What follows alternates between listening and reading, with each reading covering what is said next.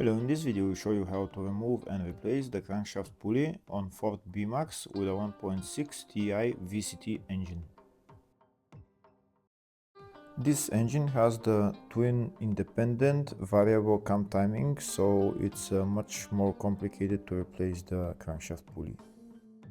Before removing the crankshaft pulley, first you need to lock the crankshaft and the two camshafts, and then you can remove the crankshaft pulley. The crankshaft sprocket on this engine is not keyed to the crankshaft, so when you remove the timing belt, the crankshaft sprocket is rotating freely. You should have that in mind when replacing the crankshaft pulley or the timing belt. In the video I'll show you the whole procedure of how to replace the crankshaft pulley, but like I said, before removing the crankshaft pulley you need to lock the crankshaft and the two camshafts. The crankshaft pulley and the timing belt and serpentine belt on this car are located on the side of the engine. The crankshaft pulley is the bottom pulley down there. Before being able to remove the crankshaft pulley, first we need to free up the timing belt so that we can put the locking tools on.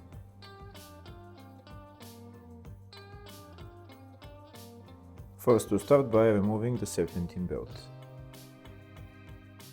To make it easier to remove the serpentine belt, first we're going to remove this wheel, round hand wheel, and also the wheel arch liner.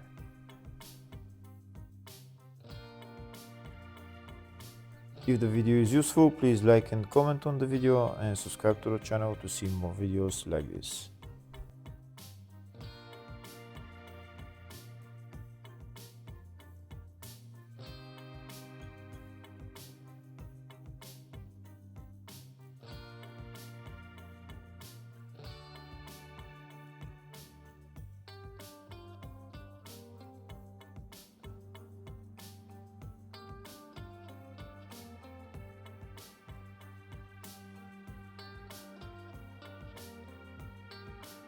Next we're going to remove the serpentine belt on this engine. There is no serpentine belt tensioner, so we're going to use a ratchet and socket size 18.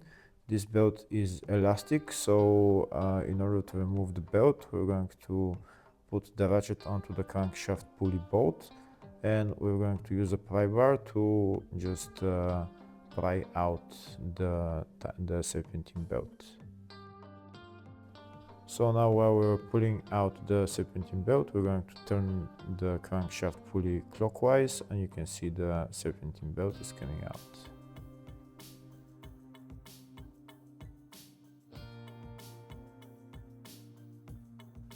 And that's the serpentine belt removed. Next we need to remove the alternator. The alternator is held by 3 bolts, 2 bolts on the top and 1 bolt on one bolt down there. 3 bolts, so we need to remove those 3 bolts.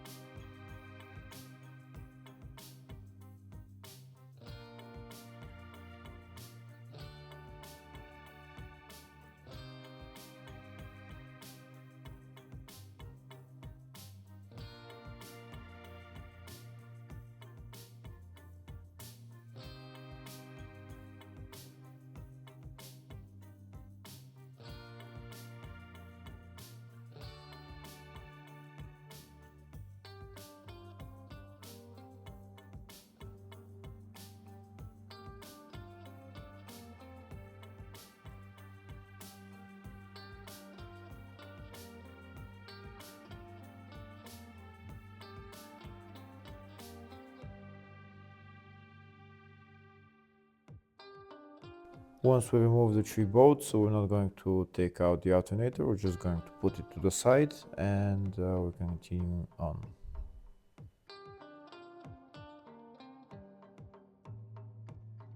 Next, we're going to take out the coolant tank and just put it to the side. Don't disconnect any hoses, coolant lines. Just disconnect it, remove it from its place and put it to the side.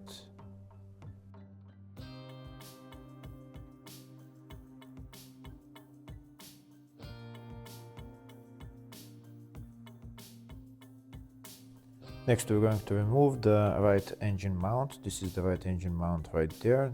The engine mount is held by 4 bolts. We're going to remove them 4. Before removing them, we're going to put a jack underneath the engine.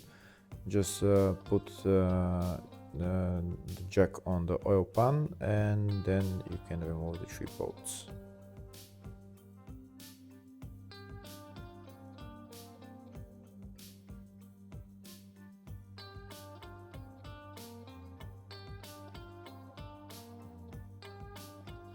And that's the right engine mount out. Next, we're going to remove the timing belt cover. In order to remove the timing belt cover, these are the bolts that we need to remove. There is 5 or 6 bolts on top and the bottom.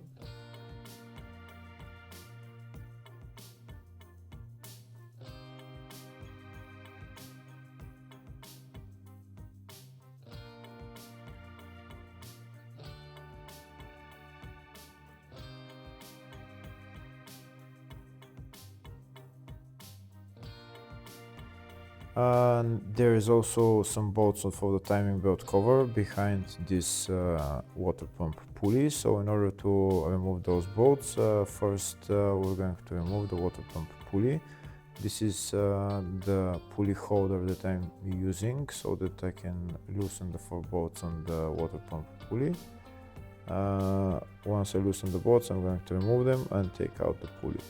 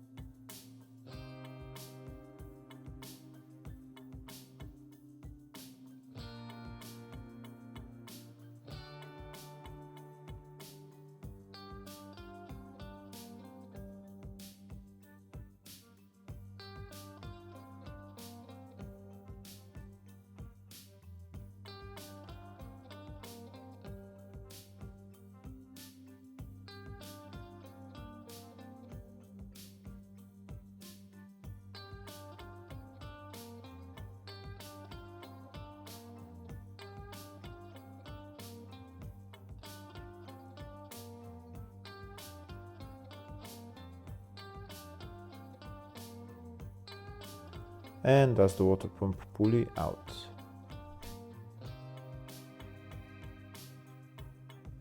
Next, we're going to remove the rest of the bolts for the timing belt cover.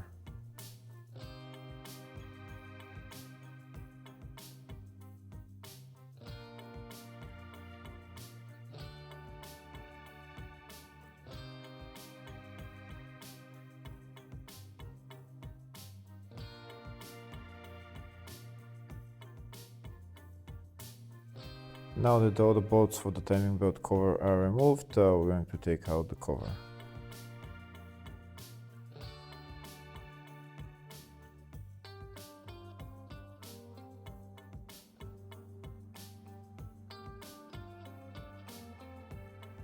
Next, we need to remove the engine mount support, which is right there. The engine mount support is held by 4 bolts. There is 2 bolts here and 2 bolts on this side.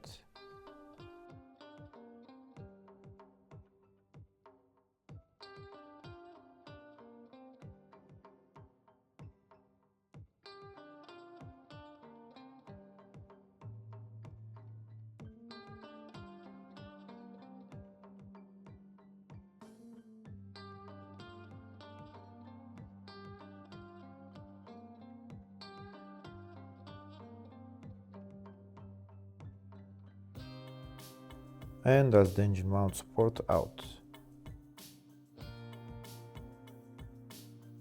Next I'll show you the timing marks on the 2 camshaft sprockets. The timing mark on this camshaft sprocket is that dot, and on the other camshaft sprocket is this line. So dot on this camshaft sprocket and a line on the other camshaft sprocket. In order for the engine to be in top dead center on number 1 cylinder, this line and the dot need to go to 12 o'clock position. First we need to put them in 11 o'clock position, and so that we can install the locking tool for the crankshaft. Now we're going to turn the crankshaft until those 2 timing marks on the camshaft sprockets go at 11 o'clock position. Now that the timing marks on the 2 camshaft sprockets are at 11 o'clock position, next we're going to remove this bolt right there, which is a 10mm bolt. This is where we're going to lock the crankshaft. First we're going to remove the bolt, and then I will show you the tool with which we will lock the crankshaft. But in order to lock the crankshaft, make sure the 2 timing marks on the camshaft sprockets are at 11 o'clock position, both of them, otherwise you won't be able to lock the crankshaft.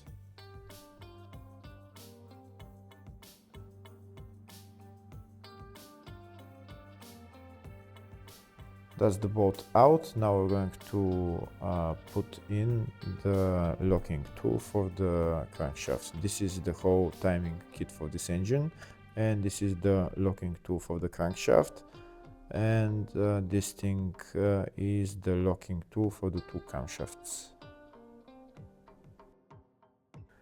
Now I'll show you that my 2 camshafts, the timing marks on them are at exactly 11 o'clock position. So now that they're at 11 o'clock position, I can install the crankshaft locking tool into the hole and just tighten it. On this engine, the crankshaft sprocket is not keyed to the crankshaft.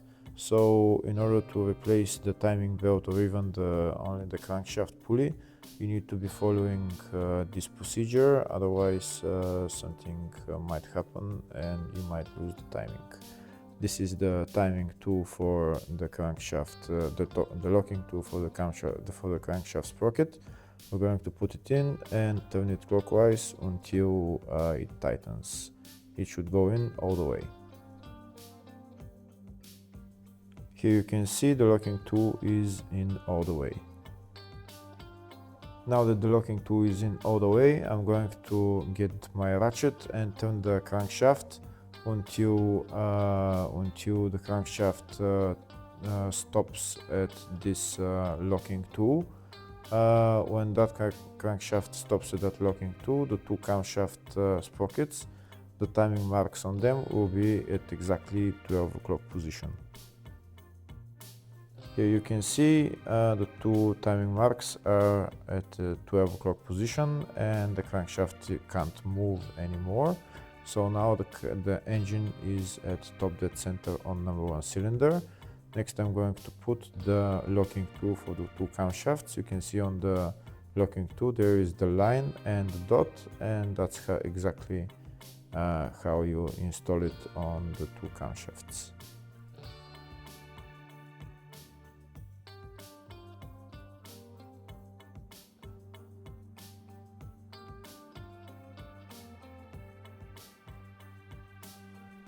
Here is a closer view of how I installed the locking tool on the camshaft.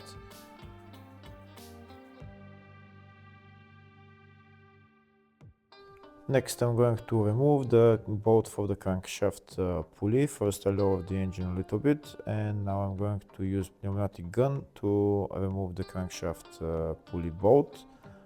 This is the best way to remove the bolt. Next, I'm going to remove the crankshaft, but we can see that the crankshaft is not moving, so I'm going to use a crankshaft pulley tool. In order to use that tool, first I'm going to install the crankshaft pulley bolt again, and then I'm going to use the tool to take out the crankshaft pulley.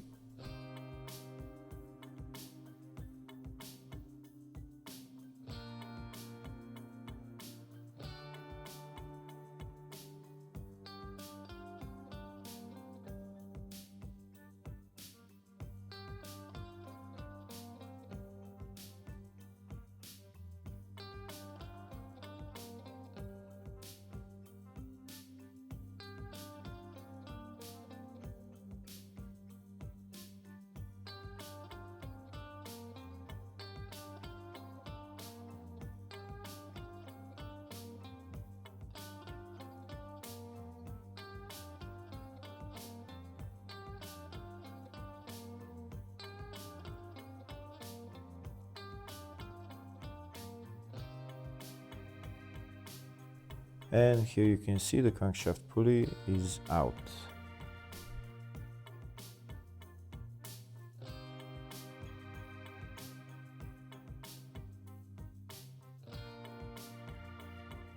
Next, we're going to install the crankshaft pulley bolt again and tighten it. Once the bolt is tightened, we'll use that bolt to try to turn the crankshaft until it touches the locking tool for the crankshaft. Once the crankshaft touches the locking tool, that means that the crankshaft is in the right position. Since the crankshaft sprocket is not key to the crankshaft, first we're going to mark the crankshaft and the sprocket. We're going to mark them before removing the crankshaft pulley bolt. This way we'll know when we remove the bolt if the crankshaft has turned back a little bit or not. Here you can see I've marked the crankshaft and the crankshaft sprocket. So now I'm going to use pneumatic gun to remove the crankshaft bolt, and we'll check the markings. If the mark has gone a little bit to the left, that means it has moved the crankshaft, but the crankshaft hasn't moved because markings are in the exact same position.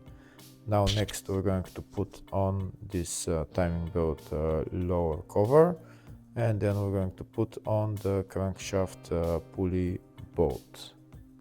The crankshaft pulley and then the crankshaft pulley bolt.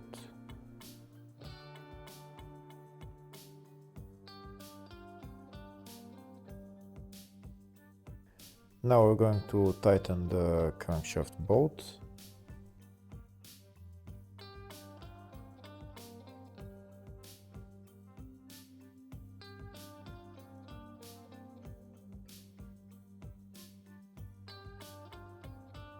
Once we tighten the bolt for the crankshaft pulley, then we can remove the two locking tools for the crankshaft and the camshafts, and then we're done with replacing the crankshaft pulley. Now the only thing left to do is to assemble everything else in the reverse order. Hopefully the video was helpful. Please like and comment on the video and subscribe to the channel. Thank you.